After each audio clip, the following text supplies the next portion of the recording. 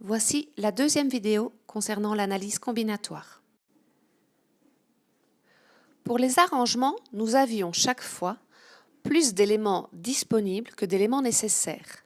Pour prendre un exemple du tiercé, nous avions 3 positions à déterminer alors que nous avions 12 chevaux disponibles. Je pourrais avoir autant d'éléments à sélectionner que d'éléments disponibles. Si j'ai par exemple 10 élèves que je veux mettre en file indienne, j'ai donc bien autant de place dans la file que d'élèves disponibles. La seule différence entre une file et une autre est donc l'ordre dans lequel j'ai mis les élèves. Entre deux files différentes, je ne fais donc que permuter les élèves entre eux. On appelle permutation sans répétition un groupement dans lequel l'ordre des éléments est important. 1, 2 et 3 n'est donc pas la même chose que 3 puis 2 puis 1. Par contre, ce qui est différent des arrangements, c'est qu'ici, on utilise tous les éléments disponibles. Pour une permutation sans répétition, les répétitions sont interdites. On ne peut pas avoir 2 fois le même nombre ou le même élément. Vous l'aurez compris, les permutations sans répétition ne sont rien d'autre qu'un cas particulier des arrangements sans répétition, dans lequel le n est égal au p. Le symbole utilisé est p comme permutation. Pn est donc un arrangement de n éléments pris parmi n disponibles. En prenant la formule établie pour les arrangements, on peut donc trouver que Pn peut se calculer par n fois n-1 fois n-2 et ainsi de suite jusqu'à n moins n plus 1, c'est-à-dire jusqu'à 1. Faisons quelques exercices pour illustrer ça. Le premier. De combien de manières différentes 11 joueurs peuvent former des équipes de football différentes alors que la place de chacun est importante? Cet exercice ressemble à celui que nous avions fait dans les arrangements, sauf qu'ici, nous avons autant de joueurs que de places disponibles. Les questions fondamentales sont donc toujours les mêmes. L'ordre est effectivement très important, étant donné que se trouver en place numéro 1 ou en place numéro 10 est différent. Donc l'ordre est important. Les répétitions sont interdites, car si un joueur est en place numéro 1, il ne peut pas être en même temps dans une autre place. Nous avons donc 100 répétitions.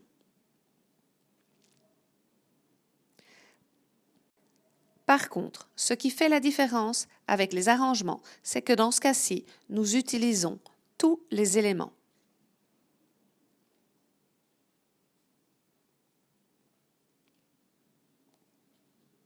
Tous les éléments. Nous sommes bien dans le cas d'une permutation sans répétition. Le calcul donc peut simplement se faire par permutation de 11 joueurs.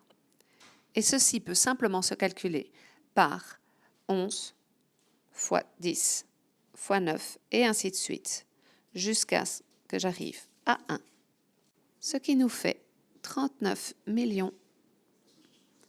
916 800 équipes.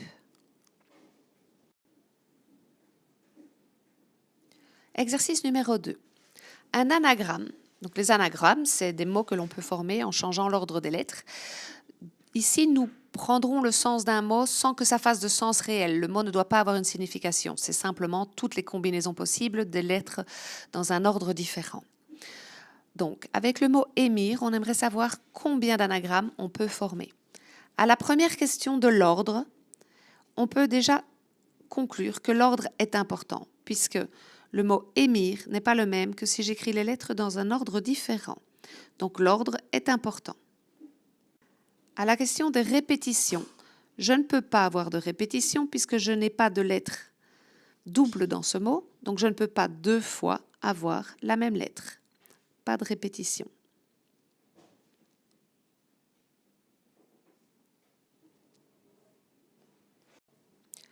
Troisième élément ici, on utilise bien toutes les lettres, tous les éléments de mon mot. Je suis donc dans une permutation. Je vais simplement permuter mes 4 lettres. J'ai donc une permutation P4 qui se calcule simplement en faisant 4 fois 3 fois 2 fois 1 ce qui me donne 24 mots possibles. Exercice 3. De combien de façons 12 enfants peuvent-ils se ranger en file indienne? À nouveau, l'ordre est important, puisque être en première place, deuxième place n'est pas la même chose. Je ne peux pas avoir plusieurs fois le même enfant dans ma file, donc je n'ai pas de répétition et j'utilise bien tous mes enfants dans la file. Nous avons une permutation de 12 élèves qui se calcule simplement par 12 fois 11 fois 10 et ainsi de suite jusqu'à ce que j'arrive à 1. Dernier exemple, combien de mots peut-on écrire avec les lettres du mot manger? Nous pouvons compter 1, 2, 3, 4, 5, 6 lettres dans le mot. Il n'y a aucune répétition puisque toutes les lettres sont différentes. J'ai l'ordre qui est important pour la signification du mot et j'utilise toutes mes lettres. Nous avons donc une permutation avec 6 éléments. C'est donc P6 qui se calcule par 6 fois 5 fois 4 fois 3 jusqu'à 1. Ce qui me fait 720 mots possibles.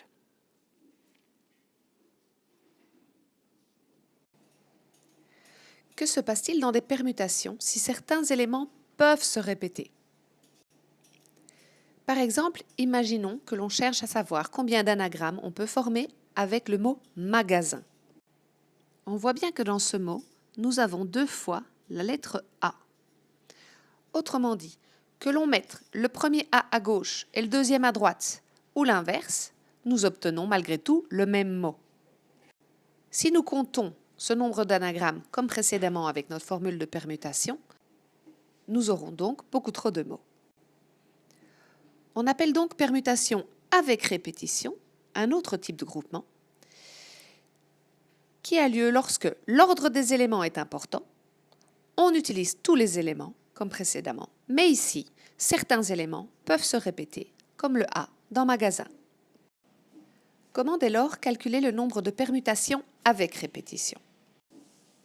Si par exemple 3 éléments sont semblables dans un mot, le fait de les permuter ne va rien changer au résultat.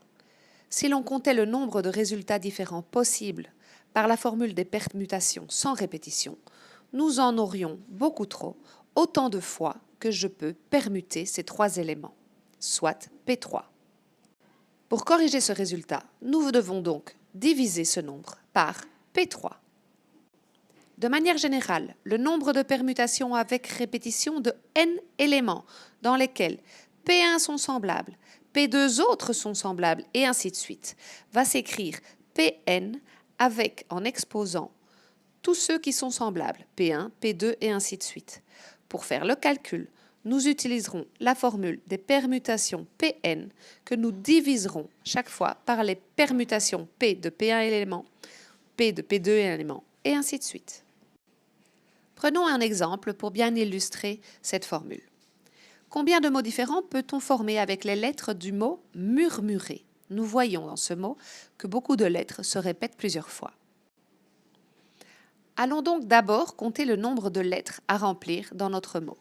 1, 2, 3, 4, 5, 6, 7, 8. Nous avons donc des mots de 8 lettres à former. 8 lettres.